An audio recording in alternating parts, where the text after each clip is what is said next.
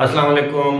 अबरार रशीद आपकी खिदमत में एक मरतबा फिर हाजिर है और मेरे पास इस वक्त एक हौसला अफजा आप कह सकते हैं एक अच्छी खबर है। अच्छी खबर इस हवाले से है कि मेरी दफ्तर ख़ारजा में अपने ज़राए से बात हुई है, सीनियर हुकाम से बात हुई है।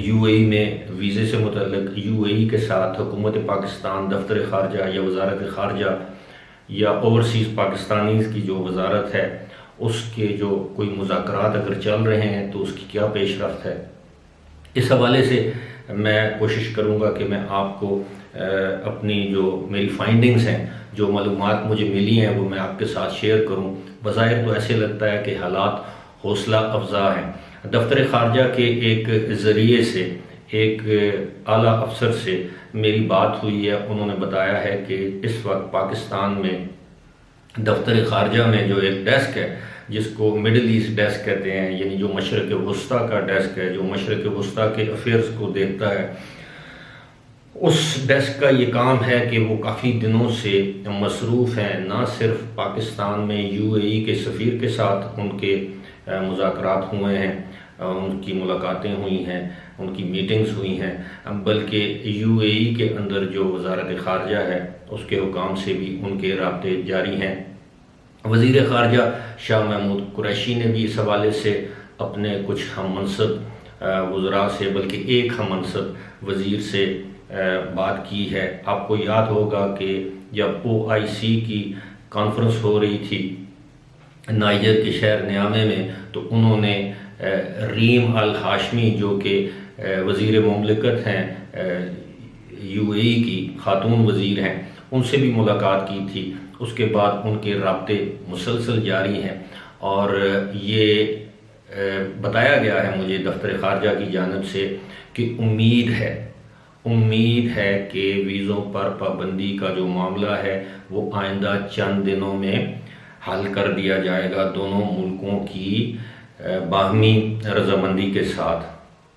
इस मौके पर बताया गया है, ज़ाहिर है मैं उनका नाम तो ज़ाहिर नहीं कर सकता और ना ही उन्होंने मुझे कहा है नाम ज़ाहिर करने का, और उन्होंने बताया है कि इस हवाले से यूएई के सलामती के हवाले से जो तहफ़्फ़ुज़ात हैं वो दूर किए जाएंगे, यानी इस बात को यकीनी बनाया जाएगा कि पाकिस्तान से जो लोग विज़िट, टूरिस्ट या वर्क वीज़े पर यूएई जाते हैं, इस बात को यकीनी बनाया जाएगा कि उन लोगों का जो बैकग्राउंड है वो किसी भी क्रिमिनल एक्टिविटी से पाक हो, यानी वो माजी में किसी भी जुर्म में मुलव्वस ना हुए हों, बशमूल किसी भी संगीन जराइम के। आप समझ रहे हैं मेरे कहने का मकसद क्या है कि यानी वो किसी शिदत पसंदी, दहशतगर्दी, तखरीबकारी की वारदात में मुलव्वस ना हुए हों, उनका ताल्लुक किसी ऐसी शिदत पसंद जमात के साथ ना हो, तो ऐसे लोगों को एयरपोर्ट पर भी रोका जा सकता है।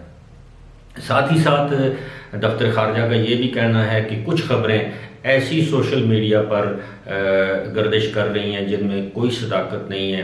ख़ास तौर पर ये लोगों का ये कहना कि जी फैमिली वीज़े भी बंद हैं, वर्क परमिट या एंट्री परमिट भी बंद है। तो जब मैंने उनसे इस्तफसार किया, जब मैंने उनसे पूछा, जब मैंने उनको बताया कि जनाब इस वक्त पाकिस्तान से वो लोग जो यूएई के रेजिडेंट हैं, छुट्टी पर पाकिस्तान आए थे, अब जब वो वापस जाना चाहते हैं तो उनको एंट्री परमिट नहीं मिल रहा या उनको ICA या GDRFA की अप्रूवल नहीं मिल रही। उन्होंने कहा कि इसमें मुमकिन है कोई सिस्टम में कोई प्रॉब्लम हो। जब मैंने उनको बताया कि वो लोग जिनकी अच्छी नौकरियां हैं वहाँ पर या जिनकी फैमिलीज़ हैं वहाँ पर, उनको फ़ौरन अप्रूवल मिल रही है, लेकिन या जो लोग बड़े अरसे से वहाँ पर मुकीम हैं उनको फौरी तौर पर अप्रूवल मिल रही है, लेकिन जो आम लेबर क्लास है, मेहनत कश तबका है, उन लोगों को अप्रूवल लेने में दुश्वारी का सामना है। तो मैंने जब उनसे पूछा कहीं ऐसा तो नहीं कि इनडायरेक्टली या बिलवास्ता तौर पर यूएई की हुकूमत इस तरह के लोगों को डिस्करेज कर रही है, उनकी हौसला शिकनी कर रही है ताकि वो यूएई वक्त पर वापस ना जाएं और उनकी वहाँ पर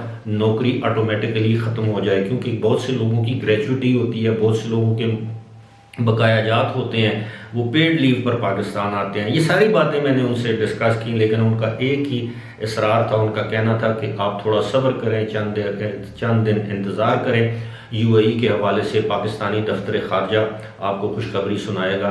लेकिन एक बात मैं आपको बता दूं कि जिस तरह बग़ैर ऐलान किए यूएई ने पाकिस्तानियों के विज़िट वीज़े वगैरह बंद किए। आपको पता है उन्होंने सरकारी तौर पर ऐलान नहीं किया। ये एक ख़बर जो लीक हो गई थी किसी डिपार्टमेंट से कि जिनमें 12 मुल्कों का नाम आ गया था।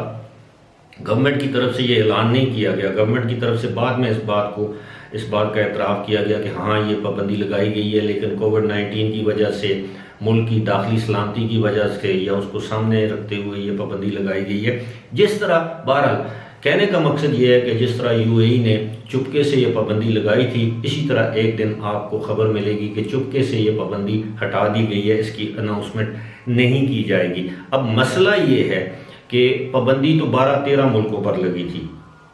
अब यूएई की अथॉरिटी ये बात सोच रही हैं कि अगर वो एक मुल्क से यानी पाकिस्तान से पाबंदी यूएई की अथॉरिटीज़ हटाती हैं तो फिर बाकी मुल्क कहेंगे कि आपने पाकिस्तान के शहरियों पर से तो पाबंदी हटा दी है, लेकिन बाकी मुल्कों के शहरियों का क्या बनेगा। इस हवाले से एक जामे पॉलिसी मुरतब की जा रही है। अलबत्ता जिस वक्त मैं आपसे मुखातिब हूँ उस वक्त तक मैं आपको ये बता सकता हूँ कि यूएई के हुकाम इस हवाले से मुकम्मल तौर पर खामोश हैं। उम्मीद है दफ्तर खारजा के हुकाम के मुताबिक जल्द ही हमें कोई खुशखबरी मिलेगी इस हवाले से। फ़िलहाल इसी के साथ मुझे दीजिए इजाज़त। खुदा हाफिज़।